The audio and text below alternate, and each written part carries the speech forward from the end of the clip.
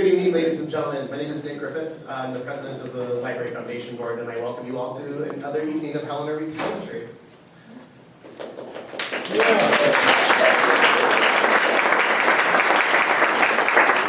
We as the Library Foundation exists to essentially help make a great library even better through supporting programs and excellent opportunities for community participation like this. It's our honor to do so, and it's wonderful to see a full room of people here, to see our very diverse list of readers.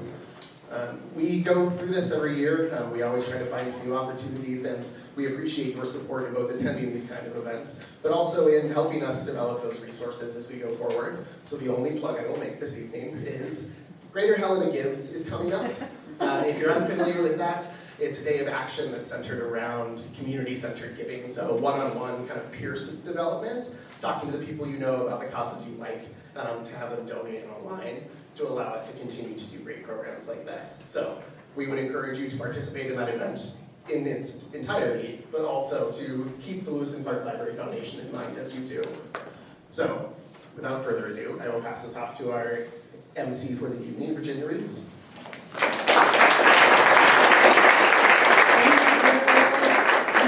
I'm Virginia Reeves. I am, as Nick said, your MC. I am also a proud member of our Lewis and Clark Library Foundation board, and I don't even know how many years I've been on the board now. I've been forever, yeah, since we moved back here from Austin. It is an honor. It is one of my favorite parts of my life here in Helena. I love our library. Thank you for supporting us. I also happen to really love words and love this event, and I am honored to get to introduce our readers tonight. We will be going in alphabetical order. I will be reading the bios of each of these amazing people, community members. We are going to start with Jonathan Ambarian. Did I say that right, Jonathan? Yes, thank you. Thank you. Who grew up in Southern California. He's a 2013 graduate of the University of Montana with a major in broadcast journalism and a minor in Spanish. He first came to Helena in 2013 to cover the Montana legislature. Thank you for that.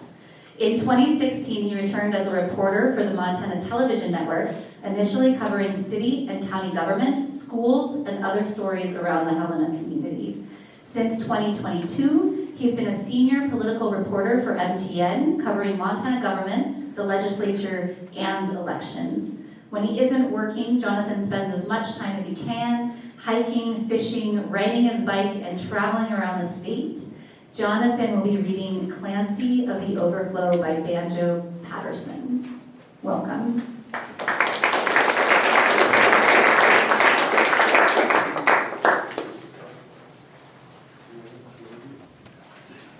Thank you very much. Thank you for the opportunity to come and participate tonight. I was thinking about what poem I might want to read, and I was having some trouble thinking of something, and eventually I came onto the idea of reading Clancy of the Overflow, as said, which is by Banjo Patterson, an Australian poet from around the turn of the 20th century.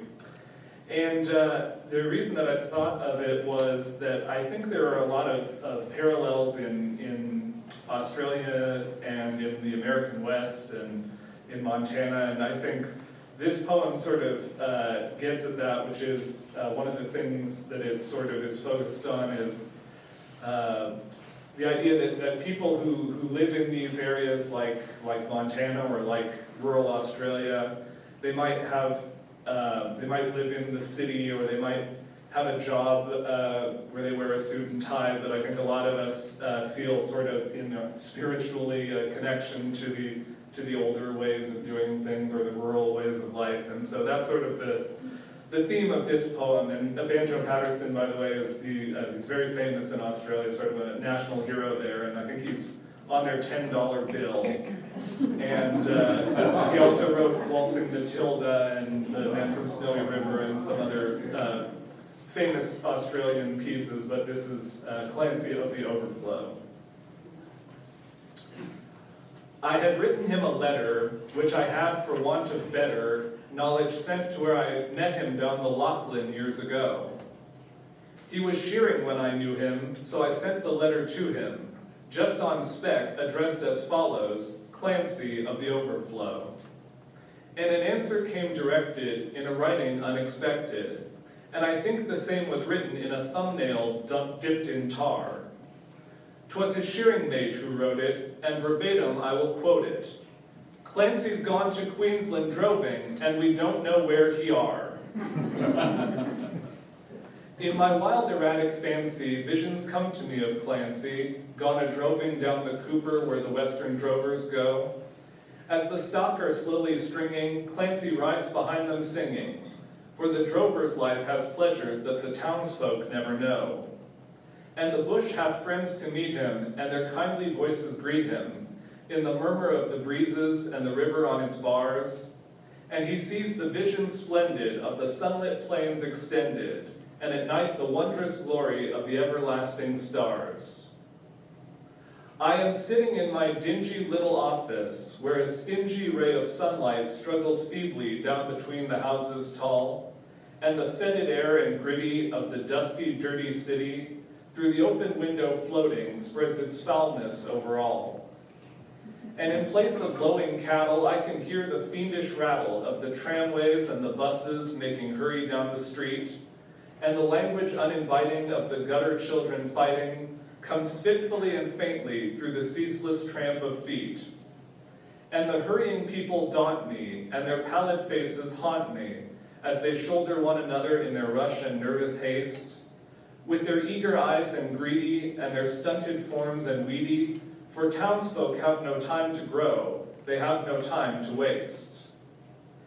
And I somehow rather fancy that I'd like to change with Clancy, like to take a turn at droving where the seasons come and go, while he faced the round eternal of the cash book and the journal, but I doubt he'd suit the office, Clancy of the Overflow.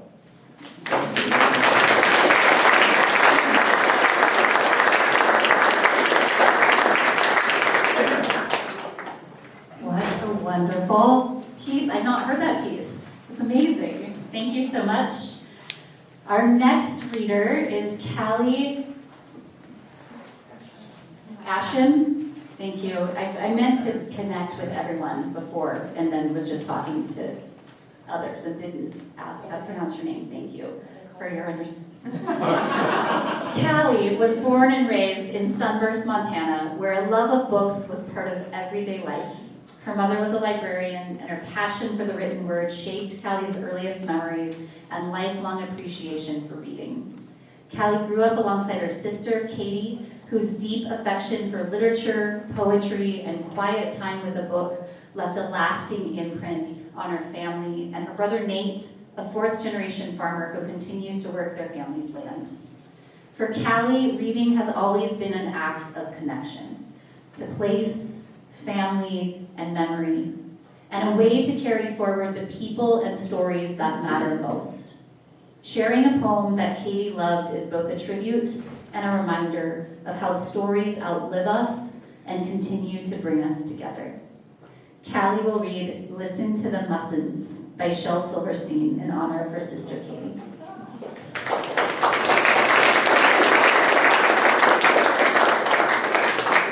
Good evening, everyone. Before I read tonight, I want to share a little context for why I chose this poem. I grew up in a house where books mattered. My mom was a librarian, so reading was never just encouraged, it was part of how we loved, learned, and spent time together. But of all of us, my sister Katie was the reader. She was the quiet one with a book in her hand, the one who noticed things, thought deeply, spoke truthfully, and understood stories in a way that always felt just a little beyond me. She was also, without question, much smarter than I. Katie died at the age of 20 from diabetes. While her life was far too short, her love of reading, learning, and curiosity left a lasting mark on me. She was a passionate fan of Shel Silverstein, not just for the humor and the whimsy, but because his poems tell the truth in simple and fearless ways. This poem reminds me of her, of listening closely, of ignoring the voices that tell us what we can't do, who we can't be, or how small we should stay. I'm reading it tonight as a tribute to Katie and to the quiet, powerful ways stories and people continue to guide us even after they're gone. This is Listen to the Mustn'ts by Shel Silverstein. Listen to the mustn'ts, child. Listen to the don'ts. Listen to the shouldn'ts, the impossibles, the won'ts. Listen to the never haves, then listen close to me. Anything can happen, child. Anything can be. Thank you.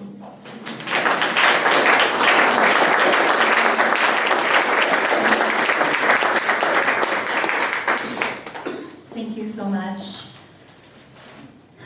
Next, we will move on.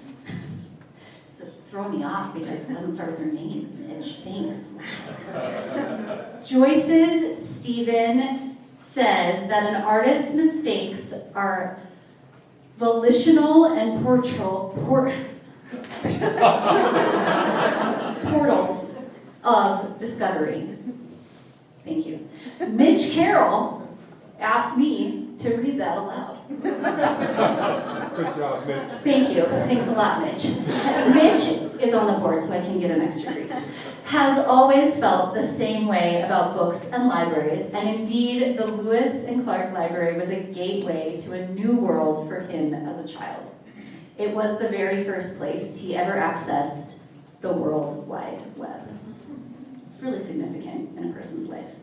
Mitch Carroll is a Western Montana kid, born in Butte to Anaconda stock. He grew up in Jefferson County, graduated from the University of Montana, Missoula, and has been in Helena with his wife, Lindsay, since 2010.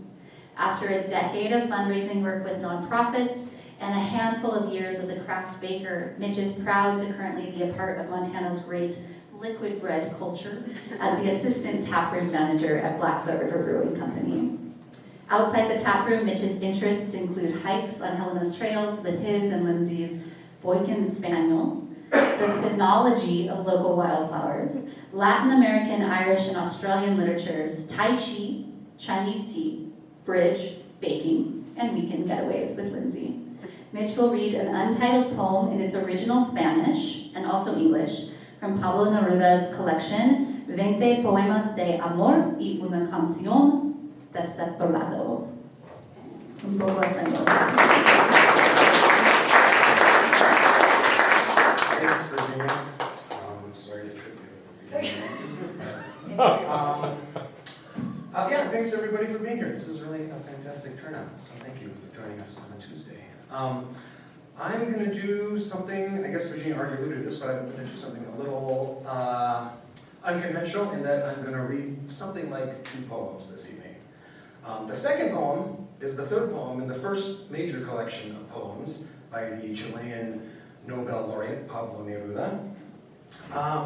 While none of the poems, or maybe one of the poems in that 1924 collection of poems has a title, of course the collection itself has a title, and that title in Spanish is 20 Poemas de Amor y una Canción Desesperada, which is commonly, I have discovered this, having never read it in the original, or in English, it's commonly translated as 20 love poems and a song of despair. And despair is exactly what's going to bring us to the first poem I'm going to read you tonight, which is the translation of that poem into English. Where Spanish gives us one word, English gives us 2 words. The word desesperada and its noun desesperanza. Can you all hear me? I feel like it's kind of a lot. Okay, I'll stop leaning down. The word in Spanish could easily be translated as despair, but also as desperation. And for reasons as much etymological as prosodic, I would like to make an argument for choosing the word desperation. The root word of the word in Spanish is the word for hope, esperanza. And I am of the mind that despair is a state of hopelessness. It's a closed loop, it's its own end. But desperation, a person acting out of desperation almost necessarily is holding on to some greater or lesser shred of hope that something might turn out for the best. And so no matter how much we might feel as though the poetic voice in the final poem in that collection is in fact in despair, I'm of a mind that the act of making the poem itself, the creative act, is an act of hope. Translation has a cliched reputation for not being a lossless activity. But to my mind, that's not a reason that it can't be undertaken with fidelity.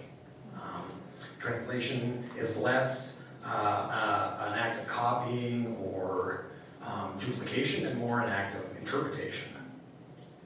And just as when a musician plays a song, they're interpreting what's written on the page, so too the translator interprets what the original poet has written.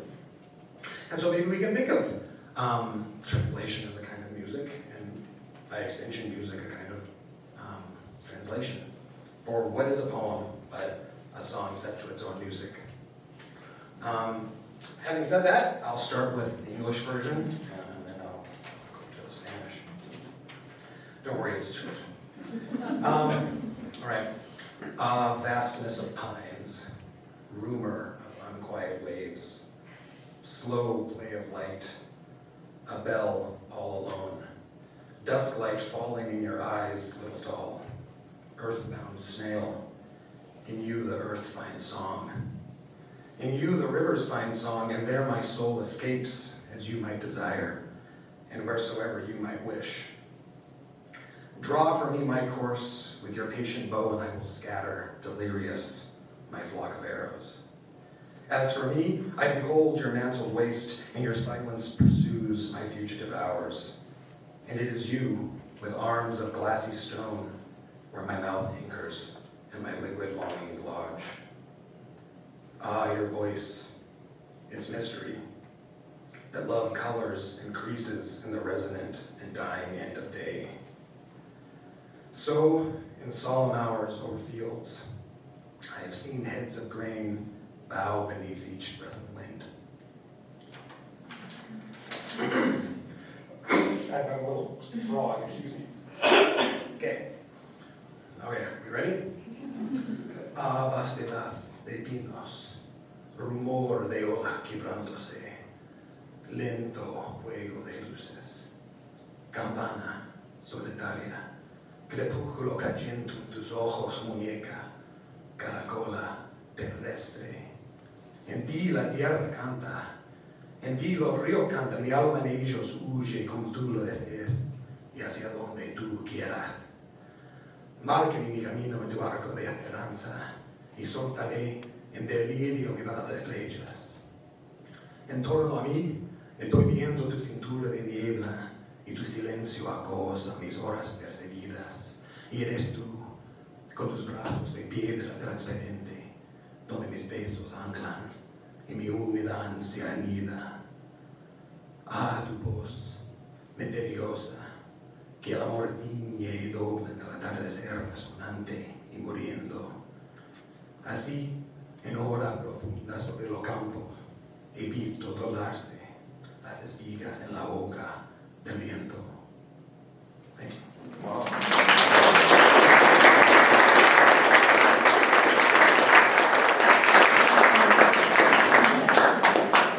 Thank you so much, Mitch. Somos Muchos is one of my favorite poems by Pablo Neruda, and I've taught it many a time. It is in the English translation, We Are Many. Highly recommend. Everyone should look into it. No, if you're not familiar with Neruda, please go read a bunch more. Marisa, I know we met. Hi, right? Marisa. I was like, it's not it. So I'm going to take a gamble and go with I, but it's E. Diaz Wayne is a community philosopher who loves laughing, learning, and doing creative things outside the box. With a background in philosophy and education, she serves on the academic advisory board for Plato and founded and directs the local philosophy nonprofit Merlin CCC. Her work frequently has an interdisciplinary, environmental, and intergenerational bent. An artist and published author, Marisa remains committed to figuring out how to write a proper bio. Brava, done. Meanwhile, this is it. When not navel-gazing on a walkabout or palling around with her cat, Luciano, you can find her on Merlin Nature Preserve, where she lives and serves as its resident steward. Fun facts: She is more introverted than extro, it's true, can't get enough hot peppers and lemons, and can rarely say no to dancing. Other tidbits, she sees philosophy as a hands-in-dirt activity rooted in the joys, sorrows, and challenges of everyday life. Marisa will read a prose piece of her own, Seasonal Cleanings. Yeah, I can't wait. You're welcome. Okay, come on up.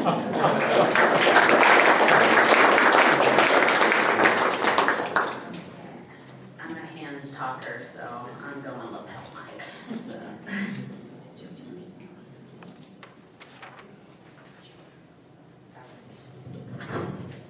Yeah, all right. Thank you. It is such an honor to be here. I'm very excited. I'm a little nervous, but here we are. So, the piece I'll be reading tonight is one that I wrote in response to this thing that I find myself doing frequently. My reflections about that and kind of what came to the surface for me on this day in particular when I wrote it a few months ago in January on a sunny Tuesday morning. Stylistically, the piece is sort of a weaving of philosophy and story and prose, and it is very much a conversation and kind of playful expression of my ongoing dialogue with grief and loss and love, and a very intentional attempt to slow down, to keep myself grounded in the present and remain open to the world's wonders and invitations to see anew. So, seasonal cleanings. Every so often I get an insatiable urge to rearrange things and clean, moving, shifting, flow, waking corners from their slumber. Today was one of those days, seduced by the sunrise and some ancient call, wake up, reorient. Swinging my feet over the bed, I lean forward and push up on the floor cold, like packed beach sand still algid from night's air. I stand, crackling bones and stiff back singing my roll call reveille. I hear you, body, a twist, left, right, then slowly pop, a stretching and exhale. Beneath the window in front of me sits my father's old fly tying table, wooden and worn from use, adorned once with bits of feather and fur and line, bamboo ferrules and agate guides. I smile, wondering what table thinks about its transformation, strewn now with books and plants and handwritten notes on paper, peering out at mountains and valleys and sky. I walk toward it, putting my hand on its smooth surface, peering at the surface, leaning forward to slide open the window pane. A burst of morning rushes in, crisp and light, smells of sage and damp rock, drifts of mountain pine. I inhale, reveling, feeling the warmth of sun's rays, cascading gold through screen around my body, like waters murmuring downstream, pooling gently around my feet, bare. Beneath me, illuminated patterns dance, colors of dark brown and hay, waves of grain zigzagging into knots. In the air, specks of dust, sashaying in the breeze, flitting about, floating like leaves loose from a tree, off on some adventure. I spin on my heel in delight, running my eyes along walls and ceiling as I turn, pine beetle wood adorned in blue and gray and straw. On shelves, tomes from a friend, poetry, science, dreams, and beat, neat and tidy raw with just the right amount of askew. I smile, enlivened by the energy I feel flowing through me, inspired to rearrange things and clean and play with space, not because it's dusty, though it is some always, nor because I'm bored, but because it's time, like the pickerel on Thoreau's pond who feels far off a call and simply jumps. It's time for home. Thinking about home is intriguing. I ruminate about this a lot, about what makes up home as something not just lived in or worn, but felt, like hearing howls back from a distant planet. I muse at my rise this morning in the hoot hut, and now I've always been a bit of a rearranger, especially during season shifts in transition. I'm drawn to places in between, so pregnant with beginnings and ends, so full with the messiness of heart. Home is here for me, in muck and movement and still.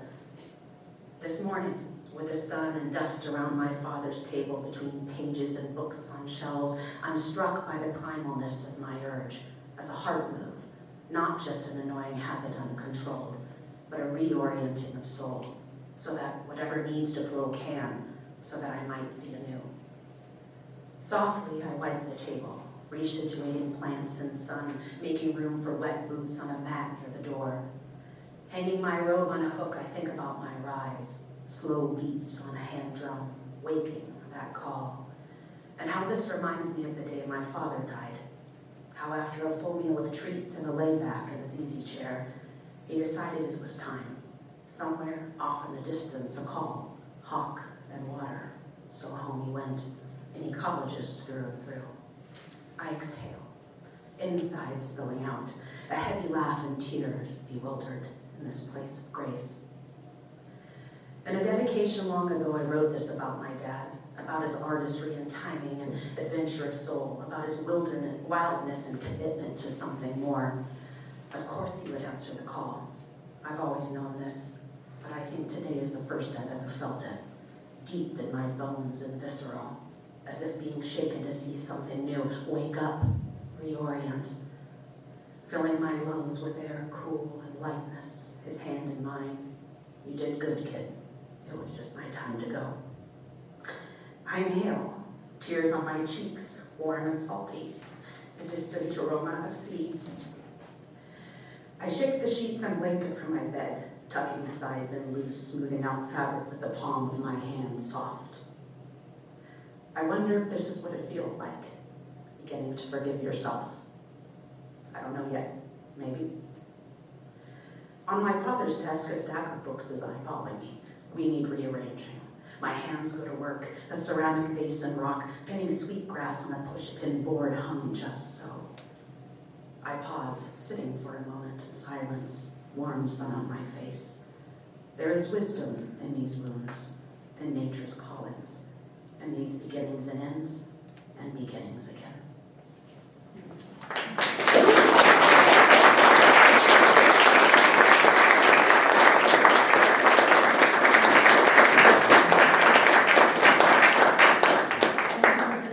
Thank you so much for that original piece, so beautiful. Thank you for sharing it with us.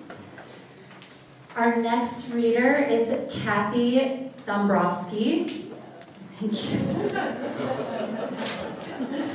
I'm on a roll. Too soon for a roll. Who was born in New York and lived in many western states before settling in Montana. With her husband Jerry, a forest ranger by trade, she's lived in Augusta for 32 years. Kathy's worn a number of hats over those years: student, elementary school teacher, office manager, restaurant cook, truck driver, greenhouse assistant, seamstress, deputy clerk of the court, and manufacturer of custom handmade ski caps in a major Colorado resort. With all this, she always felt her true calling was her family, raising two wonderful, bright, curious, and kind kids, who are now long grown with almost grown kids of their own. Through her husband, she has also been blessed with two fine bonus daughters. Kathy holds a BA in English from San Francisco State University and a BA in elementary education from Montana State Dillon.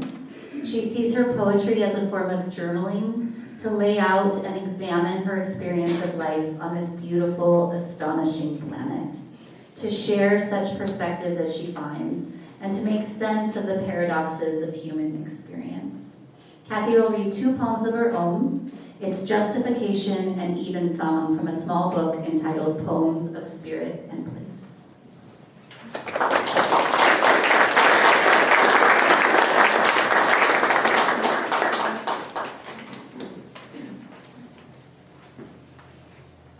Well, thank you.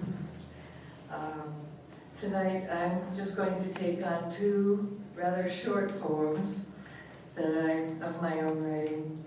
The first seemed important to me because it takes on a question I often ask myself. Why a poem? Why this unlikely arrangement of words and thoughts, rhythms and meters, often addressing an idea that's otherwise hard to explain? This looking straight on and these threads of words that come bubbling up out of the silence at the back of your brain. And they only come in silence for me. And somehow make new sense given rhythm, a sort of melody, precision of vocabulary. And that's one of the really fun parts, is coming up with the right word. Yeah. Somehow they make us stop, slow down and consider what they're trying to say, because a poem does just that. It makes you pause in the headlong rush of your day and just think about a thing. Maybe it's a story, maybe it's just a thought you haven't seen in quite that way before. Maybe it's the discovery of the resolution of one of those paradoxical puzzles that occur to us over and over in this inexplicable life. But why? Why do this at all? There are probably as many reasons as there are poets, but this small poem addresses that question and discloses one answer that it finds. And I call it its justification. A poem contains my truth. I can't fake it in a poem. When I speak to you, even when my eyes plumb the depths of yours and search out their meaning, still I can dissemble. But when I want you to know me, or when I want to know myself truly, I turn to a poem. Oddly, perhaps, a poem contains no embellishments, no disguises, no fashions or ephemeral half-truths. Not for me, and if you think you perceive these lies, you are simply wrong. Because for me, a poem leaves no room to hide. It can't exist. It exposes my whole reality, puts it down visibly to work out and work over, and hopefully understand.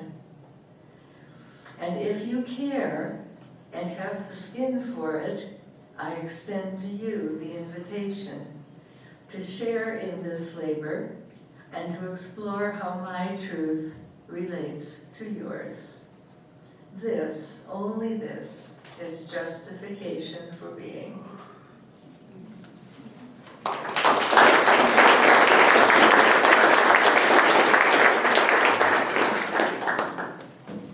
And for my second little poem, let me invite you to imagine for a moment, and I imagine this group is pretty good at imagining. Imagine you are in the country, walking a dirt road on a summer evening. The wind, of course, blows all the time, and at this time of ripening crops, it's always warm on your skin, blowing in your hair, caressing your face, arms. On your left is a tall field of corn. Up ahead, maybe a golden field of canola. And off on the right, as far as the eye can see, is ripening green, wheat, barley, oats. The tall grasses wave in the warm wind with their soft prickly heads and their long bladed leaves seeming almost to sing a hushed song. Something that speaks to you in the most private of places, deep in your soul.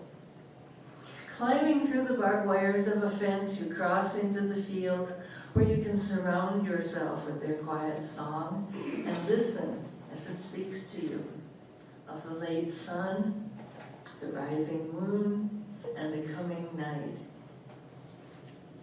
And this poem, if I can, okay, is my even song. And that was west, right? Okay. West wind. Oh, well, let's pretend. Let's pretend it's over here. When I'm home, it's to my left. West wind, sighing through the as if they knew my secrets, the ones I'll never tell. 1,000 ripening heads in the westering sun of the golden hour before the quiet night. West wind sighing through my mind, behind your voice a wordless song. Release the music of my thoughts, the ones I cannot sing. Raise your voice with my even song, for the amber sun of the westering hour, the fire will soon be gone. And pale and strong, raise up the moon across wide earth, across deep sky, on a lavender penumbra. Oh, westering sun, your burnished light, through her comes to me in lavender night, where with gods and demons I'll dance till dawn, the dance that none can see, dancing on the west wind till you return to me.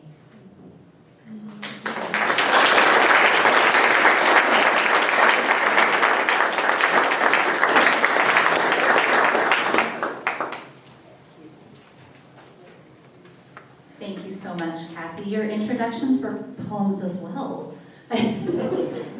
All of that was poetry. Thank you. Moving on to our next reader, we have a dedicated and high-achieving high school senior. Delaney Lynch has pursued a deep commitment to service and leadership in both school and community.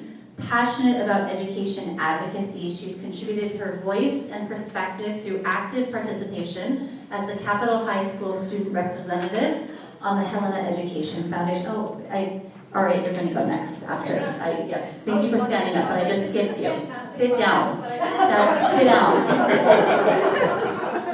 I just wanted to keep everyone on their toes. I pronounced Kathy's last name right. Obviously, this next one would be wrong. Okay, we're skipping Aria. We're going to come back though because I'm in the middle of Delaney's. Sorry, Delaney, you're jumping ahead. Delaney is a student representative on the Helena Education Foundation Board and the Helena Public Schools Board of Trustees. Just work with me. Working to support and improve educational opportunities in our community. She's taken on leadership positions in many school clubs and in student government during her high school career. Additionally, for the past 3 years, Delaney has served as an editor for Pen and Ink, the district's art and literary magazine, helping to elevate student voices and showcase creativity. Recently awarded a presidential scholarship, Delaney will attend Montana State University in the fall, pursuing a degree in cell biology and neuroscience. In her free time, she can be found enjoying time with horses on a nice day or relaxing with family and friends. Delaney will read The Road Not Taken by Robert Frost.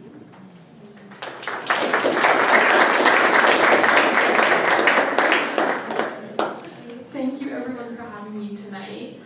Though I would not consider myself especially well-versed in the world of poetry, Robert Frost has remained a quiet yet enduring presence throughout my life. As a child, I eagerly anticipated Christmas Eve not only for the warmth of family, the exchange of gifts, and the indulgence of holiday treats, but also for a more understated tradition, sitting beside my uncle and sister, listening as he read aloud Stopping by Woods on a snowy evening. Those moments, simple as they were, left a lasting impression. In elementary school, I encountered after apple picking, where I first began to grasp the fundamental structures and mechanics of poetry. By middle school, Nothing Gold Can Stay revealed to me Frost's remarkable ability to distill profound emotion into just a handful of lines. As a freshman, Fire and Ice introduced me to the power of juxtaposition, demonstrating how opposing forces can be intricately woven together to produce a cohesive and thought-provoking whole. Most recently, in a very full circle moment, I once again read Stopping by Woods on a snowy evening, devoting time to analyzing and examining his deliberate use of personification and repetition to underscore the speaker's quiet temptation toward isolation and the alluring stillness of nature. Yet across all of these encounters, my engagement with Frost's work remained largely analytical. I approached his poetry with the intent to dissect and understand it rather than to see myself reflected within it. For this reason, it feels only fitting to turn to a poem that resonates with me on a more personal level. As a young person standing at the thresholds of countless possibilities, The Road Not Taken strikes me as particularly pertinent. Unlike my early experiences with Frost's work, this poem does not simply invite analysis. It invites introspection, compelling me to consider not only the past before me, but also the significances of the choices I will ultimately make. So it is my great pleasure to read The Road Not Taken to you today. Two roads diverged in a yellow wood, and sorry I could not travel both. And be one traveler, long I stood, and looked down one as far as I could. To where it bent in the undergrowth, then took the other as just as fair, and having perhaps the better claim, because it was grassy and wanted wear. Though as for the passing there, had worn them really about the same, and both that morning equally lay, in leaves no step had trodden back. Oh, I kept the first for another day, yet knowing how way leads on to way, I doubted if I should ever come back. I shall be telling this with a sigh, somewhere ages and ages hence. Two roads diverged in a wood, and I took the one less traveled by, and that made all the difference.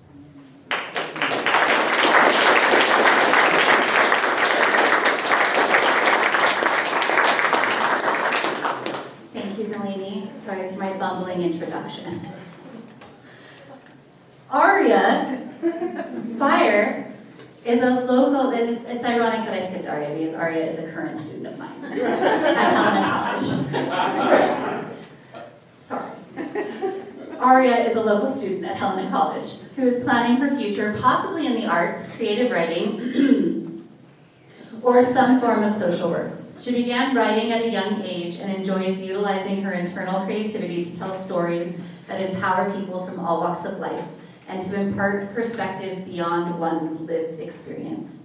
She's loved her time at Helena College and the opportunities it provided her to connect with amazing professors who helped her move her creativity beyond bringing joy to her family to bringing joy to the full community, which you do, my friend. In her free time, you can find her hiking or critiquing the literary content of her favorite films. Aria will be reading an original poem called The Train at 12:30.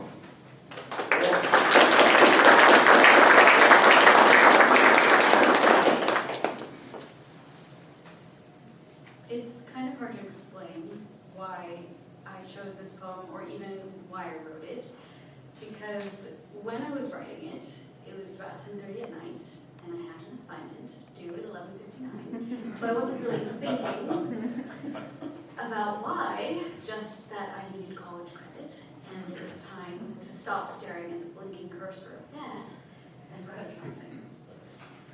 I have moved almost all of my entire childhood. Never really stayed in one place longer than 2 years until coming to Helena.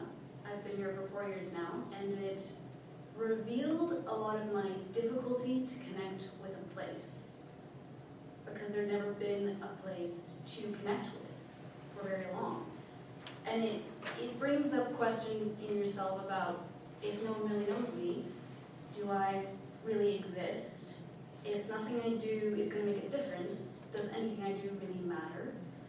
And eventually, that night, because I heard a train, I started writing about a memory that I'd had of just moving out and listening to trains and struggling with what does it mean to be a transient being and never stay in one place. So this is The Train at 12:30. We are moving again. I am packing my room. We are always moving again. I am always packing my room. I pull out from under my bed the boxes I hid there when we were still moving in. They still smell like plastic and peanuts. My desk is one of the few things that just never gets any easier to pack, mostly because it is school. Usually, I go through my books, marking where I am with annotated sticky notes so I can pick up where I left off.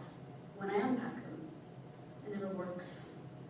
I pack up the pad of sticky notes and stare at them for a moment, and then drop them into the box and shove all my books in after them. Stacks by subject sit where I left them: English, book reports, drills, and history. I scoop them up in my hands and move downstairs. There are 14 steps, which I don't need to know anymore. What do I do with this? Throw it out, Mom says. She takes the math from me and dumps it into a plastic bag by her legs. White wings, they fold and fall. I stare. What about the rest, I say. The tests can stay, she says, and turns away. I stare at the bag, my papers, the bag. I go back upstairs. I gobble the pieces up one by one. I can't bring myself to drop them all at once.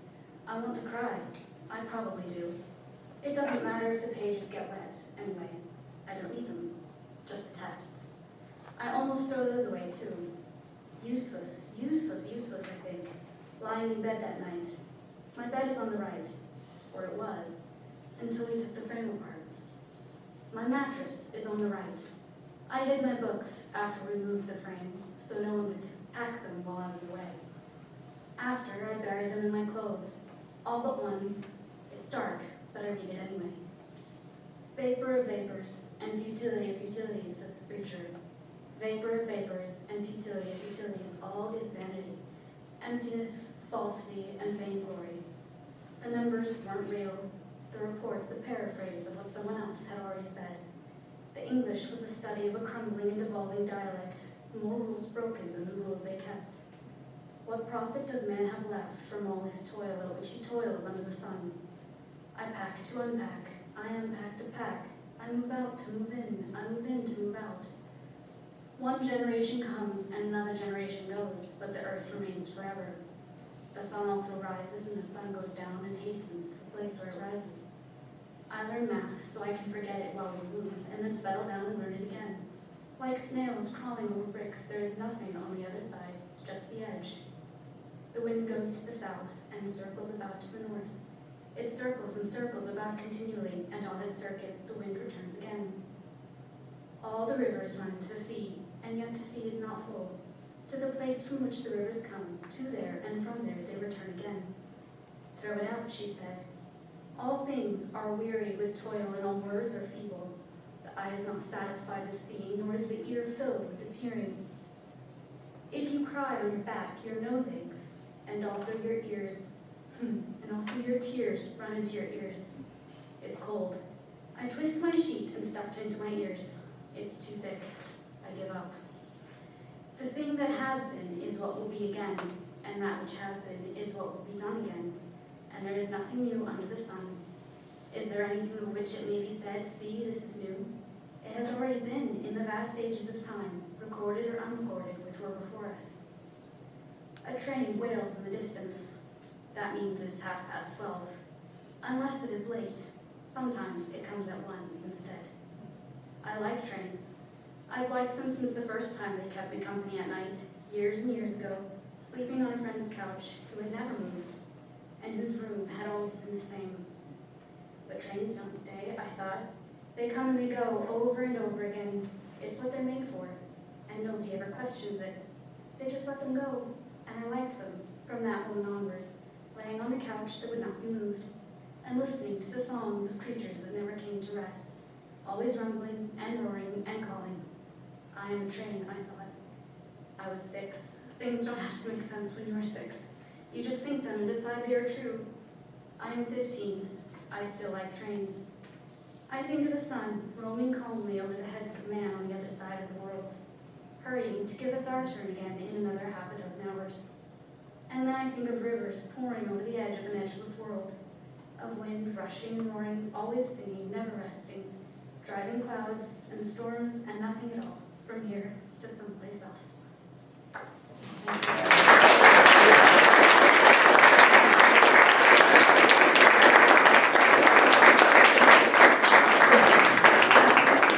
Thank you, Aria. Aria, I don't know if you noticed, but Aria was reading from a book. Small plug here.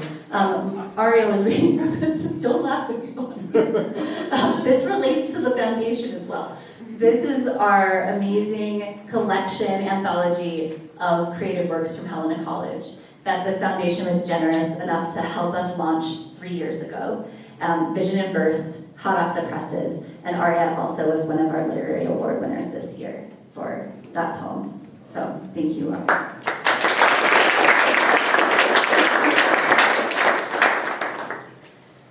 Michael Pendergast. Thank you, Pendergast is a 17-year-old junior from the Project for Alternative Learning. He originally lived in California, moving across the state from Orange County, Anaheim, to Huntington Beach, to Riverside. He moved to Helena in 2022 and currently resides with his father. He likes graphic designing for clients, including the creation of thumbnails for social media platforms. He would like to become a professional graphic designer and also a video editor for big clients, such as full-time YouTubers and business owners. Michael will read Daddy by Sylvia Plath.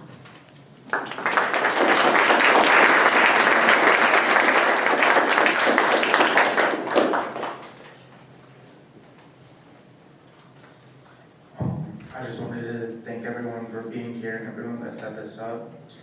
I'm gonna keep it short. I picked a rather controversial poet because it kind of relates to the Holocaust. Yeah. So I'll be reading Daddy by Sylvia Plath. You do not do any more black shoe, in which I have lived like a foot for 30 years, poor and white, barely daring to breathe or I chew. Daddy, I have had to kill you. You died before I had time, marble heavy, a bag time full of God, ghastly statue with one gray toe, big as a Fresco seal, and a head in the freakish Atlantic where it pours being green over blue. In the waters off beautiful Nauset, I used to pray to recover you. Ach, du. In the German tongue in the polished town, scraped flat by the roller of wars, wars, wars. But the name of the town is common, my Polish friend.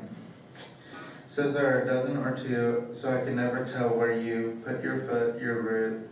I never could talk to you. The tongue is stuck in my jaw. It's stuck in a barbed wire snare. Eek. I could hardly speak. I thought every German was you, and the language obscene, an engine, shoving me off like a Jew. A Jew to Dachau, Auschwitz, Belsen, I began to talk like a Jew. I think I may well be a Jew. The snows of the Tyrol, the clear beer of Vienna, are not very pure or true. With my gypsy ancestress and my weird luck, and my Tarek pack, I may be a bit of a Jew. I've always been scared of you. With your Luftwaffe, your gobbledygoo, and your neat mustache and your Aryan eye, bright blue. Panzerman, oh you, not God, but a swastika, so black no sky could speak through.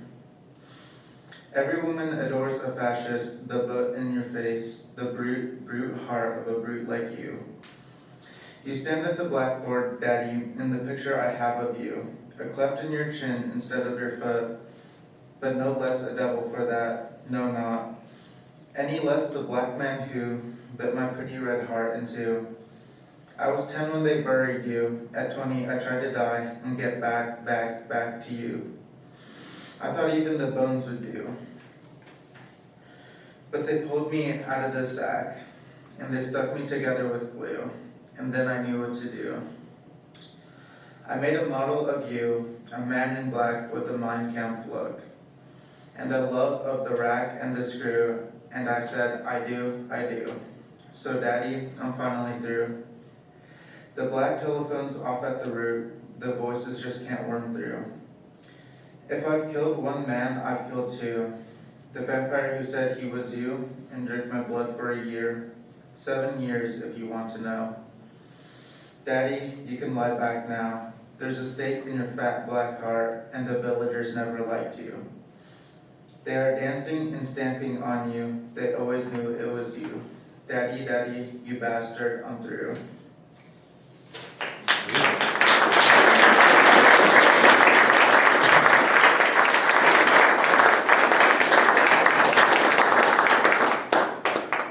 Thank you, Michael. I teach that poem in my American literature class.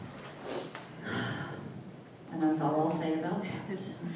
Nick Radley is a proud product of the Helena and East Helena public school systems. He started his career teaching in East Helena before heading off on a California adventure, where he continued teaching and eventually became a principal. After making his way back home in 2010, Nick has served as principal at Bryant, Fort Georgians, and Central, and is excited to start his next chapter as principal at Helena Middle School. Congratulations, for the 2026-27 school year.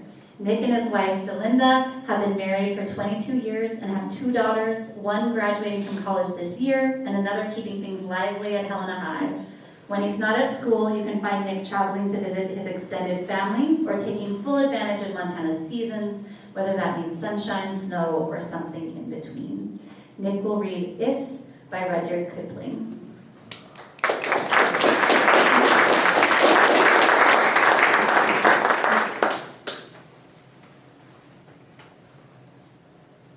I'd like to start by thanking Bonnie Bowler. I am a product of the Helena Public Schools. She was my Latin teacher in high school for 2 years. Yes, there was Latin. I'm a career educator. It's who I am. It's what I do. And Bonnie's the perfect example of a person that kept us humble, kept us grounded. We needed to be humbled many times. You did it. Kept us grounded, connected, and whenever Bonnie calls for something, I will always say yes. So thank you. I read a lot of books to little humans, young humans. I haven't recited poetry to my peers since my freshman year of high school. Joe Speaker's English class, we had to memorize the cremation of Sam P. Pretty dark for a bunch of 14-year-olds. I was terrified of public speaking. I didn't sleep a wink the night before, and I shook through the entire thing. I didn't sleep last night, so I should be okay right now. In thinking about this today, it's really what speaks to you, what sticks to you, what kind of message. There's not often that we'll be asked to do things like this. And of all the hats I'm wearing and have worn, the one that makes me the most proud is of being a dad. So in looking through poems, this spoke to me because I have a daughter who turned 21 last month. She's graduating college next weekend. She's off to live the full adult life. And there's a lot of feelings that come with that. I don't know if being a parent of little kids is easier or of older kids, but it's thinking about what are the things you want to impart on your children as they make their way through lives, and who are they going to be when they become their adult selves, and they're no longer defined by who their family are, but who they are themselves. So that's where this poem came from. And after reading it a few times, I think the message is also the wisdom of a father to a child, but also a reminder to that person themselves of maintaining who you are. I apologize in advance. For the purists, I took some liberty with this. It was written from a father to a son, and I have a daughter. So I took the gender out. Sorry, purists. If you can keep your head when all about you are losing theirs and blaming it on you.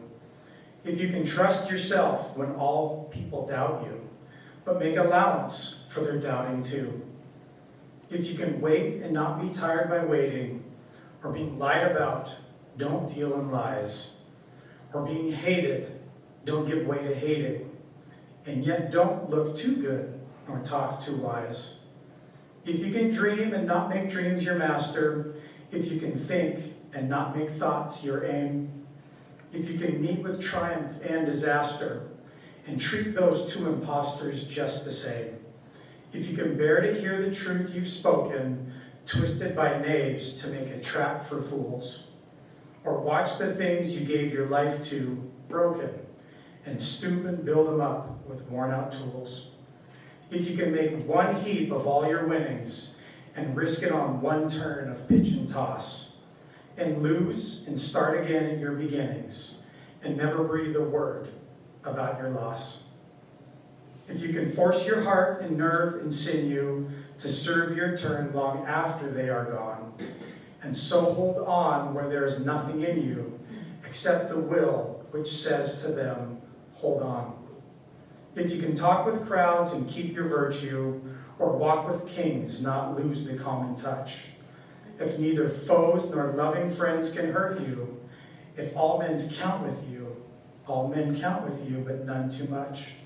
If you can fill the unforgiving minute with 60 seconds worth of distance run, yours is the earth and everything that's in it, and which is more, you'll stand as your truest self, my child.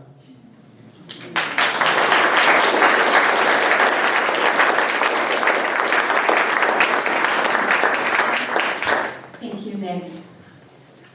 I'm pro rewrite. I mean, we need, ideally would maybe rhyme, but we can work. We can I really tried. I tried not to chat GPT.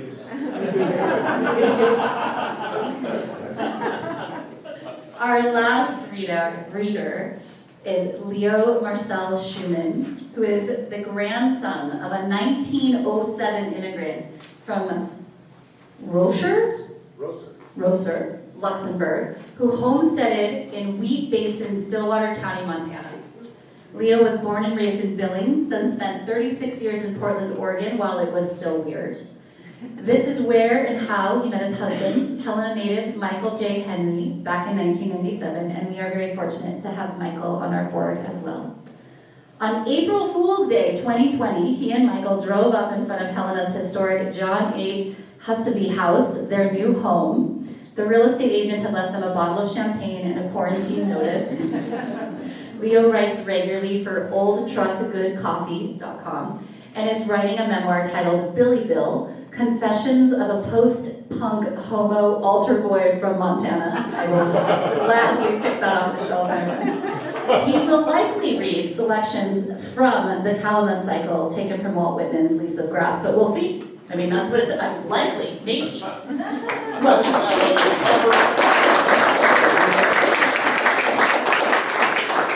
I was like confessing I'm from Billings here in Helena, and claiming like we're all from Montana because we all know Billings is the capital of West Dakota. So the reason why I chose this is because in 1865, the Montana legislature in their very first session declared lovemaking between two men or two women to be sodomy, prosecuted, punishable by 5 years to life in prison. And that law in some form actually stayed on the books until 12 years ago. And in 4 more years, we Montanans get to decide if we want to rewrite Montana's constitution and our best in the world right to privacy. There's a whole lot of important things that depend on the right to privacy. But in context of that, I thought it's kind of amazing that between 1860 and 1889, Walt Whitman wrote into his famous Leaves of Grass a series of poems that now get called the Calamus cycle about manly love. So I'll let you make your own decision about sodomites like us. In paths untrodden, in growth by margins of pond waters, escaped from the life that exhibits itself, from all the standards hitherto published, from the pleasures, profits, conformities, which too long I was offering to feed to my soul. Clear to me now, with standards not yet published, clear to me that my soul, the soul of the man I speak for, feeds, rejoices, only in comrades. Here by myself, away from the clank of the world, tallying and talked to here by tongues aromatic, no longer abashed, for in this secluded spot, I can respond as I would not dare elsewhere. Strong upon me the life that does not exhibit itself, yet contains all the rest. Resolved to sing no songs today but those of manly attachment, projecting them along that substantial life, bequeathing hence types of athletic love. Afternoon, this delicious ninth month, in my 41st year, I proceed for all who are or have been young men to tell the secret of my nights and days, to celebrate the need of comrades. Scented herbage of my breast, leaves from you I yield, I write, to be perused best afterwards. Tomb leaves, body leaves, growing up above me, above death, perennial roots, tall leaves Oh, the winter shall not freeze you, delicate leaves. Every year shall you bloom again. Out from where you retired, you shall emerge again. For I do not know whether many passing by will discover you or inhale your faint odor, but I believe a few will. O slender leaves, O blossoms of my blood, I permit you to tell in your own way of the heart that is under you. O burning and throbbing, surely all will one day be accomplished. For I do not know what you mean there underneath yourselves. You are not happiness. You are often more bitter than I can bear. You burn and sting me. Yet you are very beautiful to me, you faint-tinged roots. You make me think of death. Death is beautiful from you. What indeed is beautiful except death and love? Oh, I think it is not for life I am chanting here my chant of lovers. I think it must be for death. For how calm, how solemn it grows to ascend to the atmosphere of lovers. Death or life, I am then indifferent. My soul declines to prefer. I am not sure, but the high soul of lovers welcomes death most. Indeed, O death, I think now these leaves mean precisely the same as you mean. Grow up taller, sweet leaves, that I may see. Grow up out of my breast. Spring away from the concealed heart there. Do not fold yourself so in pink-tinged roots, timid leaves. Do not remain down there so ashamed or rich in my breast. Come, I am determined to unbear this broad breast of mine. I have long enough stifled and choked. Emblematic and capricious blades, I leave you. Now you serve me not. Away.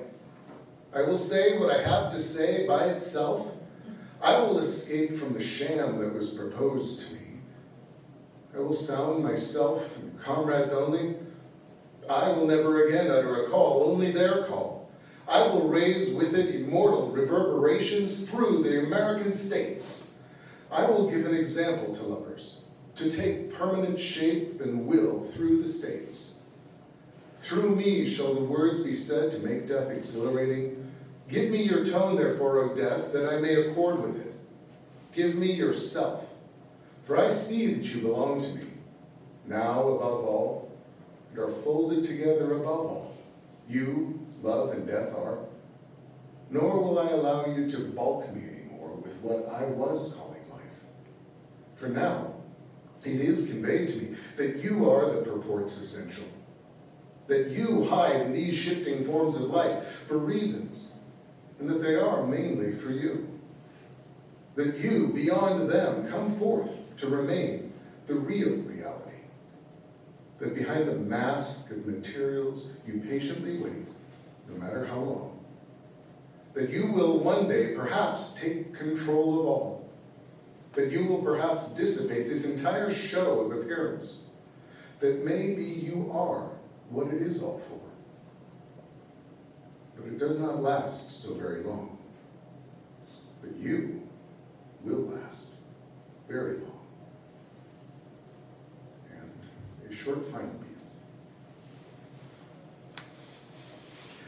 We two boys together clinging, one the other never leaving, up and down the roads going, north and south excursions making, power enjoying, elbows stretching, fingers clutching, armed and fearless, eating, drinking, sleeping, loving, no law less than ourselves owning, sailing, soldiering, thieving, threatening, misers, menials, priests alarming, air breathing, water drinking, on the turf or the sea beach dancing, with birds singing, with fishes swimming, with trees branching and leafing, cities wrenching, ease scorning, statutes mocking, feebleness chasing, fulfilling our foray.